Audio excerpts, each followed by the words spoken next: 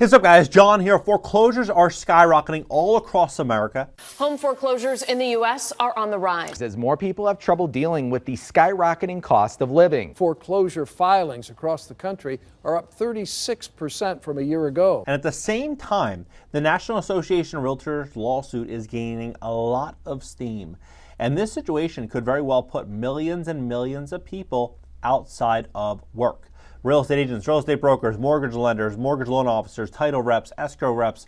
And you start to look at the ripple effect of this entire situation. And you can see one thing very, very clearly, that everything is about to get disrupted with a real estate transaction, very likely. You know, for example, I listed a property for sale recently, 2 weeks ago, 3 weeks ago. And we prepared the property for sale, got it ready. I called an agent in the market. I'm going to show you the proof of this, though, as well, because this kind of highlights exactly where we really are inside of the real estate industry that nobody else talks about. So this agent was selling all the properties in the neighborhood, figured, okay, she's probably competent. She probably, maybe has a buyer, or she, can at least complete the sale. So call her, had her come over to the property, and we listed it. I'm like, what do you think it's worth? She told me. I said, okay, it sounds good. Let's list it. And we listed it for sale. We ended up listing it. And the first day, she listed it as a foreclosure with a price reduction. There's no mortgage on the home, no mortgage at all. So foreclosure with a price reduction made me realize, how many agents are in the industry right now that have no business being in the industry? The last couple of years of record low interest rates, people are just able to, get a license and just sell tons of property without having a skill. The reality is, not all agents are valuable, right? Not all agents are valuable. Maybe 10 or 15% actually supply a lot of value to the buyers and sellers, but 85, 90% of them probably shouldn't even be in business. And so when you look at this situation, I'm going to show you this because this is absolutely crazy. So looks like it's showing a price reduction on the first day. Zillow has a mind of its own. What in the world? At least it doesn't say foreclosure. Should be correct in a few days. I contacted them, and it said it does say foreclosure. It literally says foreclosure right across the top. Foreclosure. And I said, it says it's the default image. She said, I'll figure it out. In foreclosure with a price reduction on the first day. Makes us look like we're in a very bad situation, but whatever. We'll see what happens. Not worries about it. Just makes more work on your end with educating buyers and agents. I was very chill about it. I wasn't upset, even though a lot of people would have probably been extremely upset to go through all the work of preparing the property for sale, getting it listed, dealing with showings, getting everything organized to, have somebody list the property as a foreclosure when it's not. Then it says, I have to figure it out. With public records, Zillow is seeing, and the price reduction part, I can't explain. Yes, no worries. I will make sure when we get calls to let the agent know, right? Then I said here, I'm like, right here, I was like, it's not Zillow. It's on the MLS. They took the data. REO is listed as yes. And then I just called her and I said, you know what, let's pull the listing, let's just cancel it. So she sent over the cancellation, right? This was 3 weeks ago. And so you think about this. How many agents, how many loan officers, how many people are in the real estate industry that simply just got lucky with the economy, with record low interest rates, with everybody moving, all the transactions that were happening? I think millions. I think millions of people in the real estate industry as a whole are likely going to be losing their job, and this NAR lawsuit is going to fuel this wave of layoffs that's going to be coming. I'm going to break this down. I'm going to show you the facts and show you exactly what's going on, because this is absolutely crazy. We're witnessing a whole new housing market. Please hit the like button. Hit the like button. YouTube will share the content, educate more people about what's going on in America's housing market. If you'd like to fix your credit, we would love to help you at my company, GreatCreditFast.com. That's GreatCreditFast.com. If you have late payments, medical bills, charge-offs, foreclosures, bankruptcies, repossessions, or any negative item on your credit report, go to GreatCreditFast.com. Click the link in the description just below this video and schedule a free strategy session for Monday. Take a look at this. So the report also indicated there's 37,679 properties with foreclosure filings,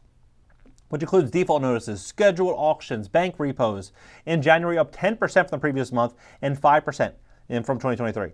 The increase was even greater in some states. In Michigan, completed foreclosures jumped 200%, while they rose 47% in Minnesota and 43% in California. Pennsylvania saw a 36% increase, and Missouri a 34% increase. Although foreclosures are on the rise, they remain well below levels recorded during the 2008 financial crisis. Now, let's wait on that.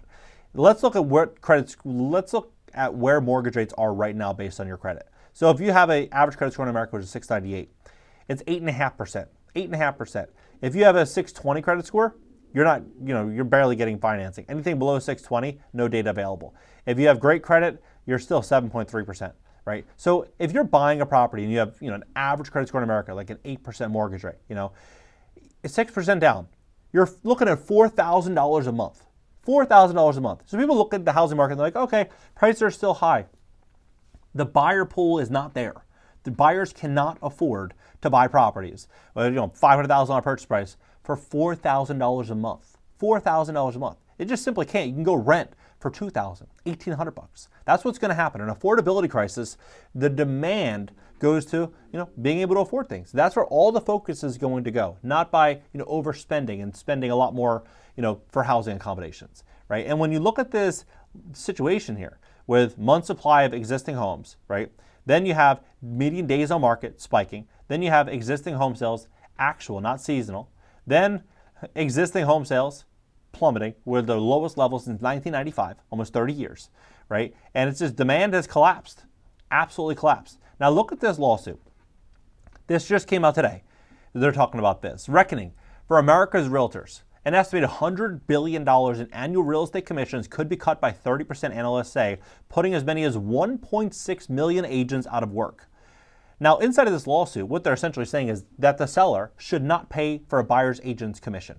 And I fully agree with that. If you're listing a property for sale, for example, that property, would I want to pay another agent 2.5%, 3% to negotiate against my best interest? Probably not, right? Probably not. I would pay my realtor for listing the property, or, not that specific realtor, but, a realtor to list the property.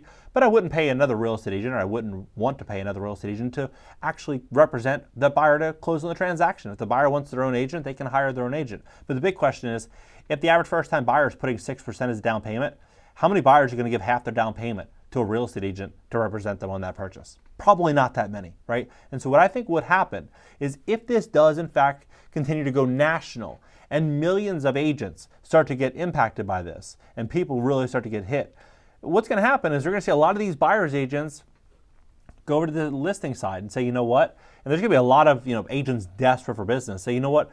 You don't have to give me 2.5% for the listing. Give me 2%. And the other guy will say, no, give me 1.75. Then the other woman will say, no, give me 1.25. And it'll be a race to the bottom.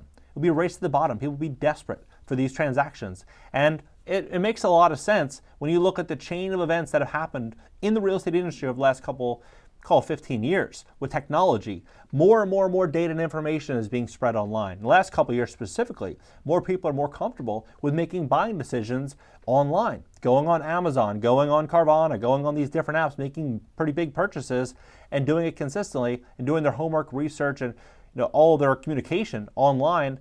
What's happening? They're able to get feedback from different parties, different people, different professionals online. And that's what's going on. This transaction is going fully online, and a lot of the agents are going to slowly get pushed out in terms of their fees continuing to just get really hammered, right? And so when you look at this situation and you see where this is actually headed, you can see one thing very clearly, that this is just the last couple days, right? 3 hours ago, Reckoning, right here, home services dropped from long-running buyer commission lawsuit. NAR runs out of liability insurance coverage. DOJ rejects court settlement and affirms importance of decoupling agent commissions 3 days ago. This is from Consumer Federation of America, right? So you start to look at this, we are walking into this period. And all of these industries will be impacted. Real estate broker, real estate appraiser, leasing agent, mortgage loan officer, real estate investing, real estate attorney, realtors, home inspector, real estate assistant, mortgage brokers, foreclosure specialists, commercial real estate, like all these industries will be, impacted by this. And when you look at this situation, you can see that it's all coming together at one time. Like, for example, look at Rocket Mortgage. Rocket Companies, the parent of Rocket Mortgage, wasn't immune to the headwinds the industry is facing, as it reported a GAAP net loss of $390 million in 2023 and an adjusted net loss of $143 million. Yet the company still captured market share, a testament to how poor the mortgage business has been over the last 18 months. Rocket reduced the cost structure in 2023 and 2022 by double digits, but low origination volume failed to keep the company profitable. As the mortgage industry is going through a brutal cycle.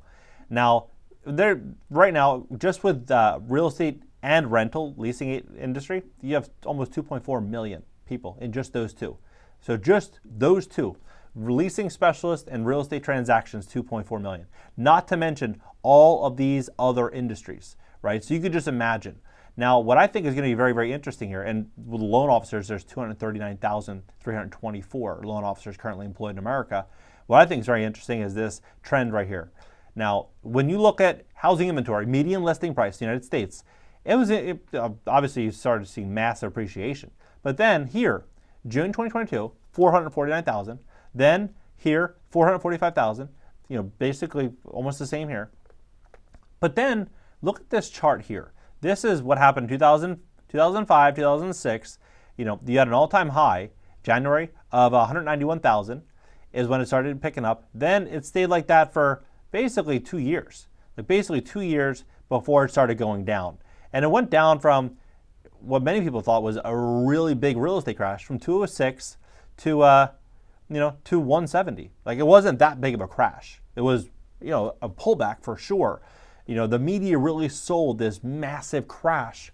But was it really a crash? Because now you have home prices over 400,000, right? So it was 2006 where wages basically have not moved.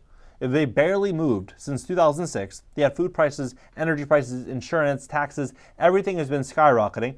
But many people say, we're going to have a soft landing. How? If we see all this disruption happen inside of the real estate industry, many of these millions of people own homes. They own properties. And if they're taken out of work, just imagine the ripple effects that are likely going to be coming here. Now, MetLife Insurance, they've estimated that in 6 years, 40% of all single-family rentals, or about 7.6 million homes, will be owned by institutions. So this is on MoneyWise, this is on CNBC, Yahoo Finance, all these outlets talking about the same exact thing, that this is what's going to be coming. And so when you look at all of this, and then you look at Wall Street Journal, existing home sales slumped to the lowest level since 1995, you have to ask yourself, what are the odds? What are the odds? Do you think we're going to see a soft landing with all this change happening at the same exact time? I don't think so. I think instead we're going to see a really big opportunity to make a lot of money. I think we're going to see a lot of change occur across the entire real estate industry, and inside of change comes distress, and inside of distress comes opportunity for the smart and savvy that are prepared with cash in the bank, stable income, great credit. They're making their moves now. So if you do have goals to build wealth, make sure you're checking those 3 boxes so you can go out there and get financing. What do you think about this entire situation? Drop below and hit the like button. And if you'd like to fix your credit, we'd love to help you at my company, GreatCreditFast.com. That's GreatCreditFast.com. If you have late payments, medical bills, charge-offs, foreclosures, bankruptcies, repossessions, or any negative item on your credit report, go to GreatCreditFast.com. Click the link in the description just below this video. Schedule a free strategy session for Monday. Catch you next video.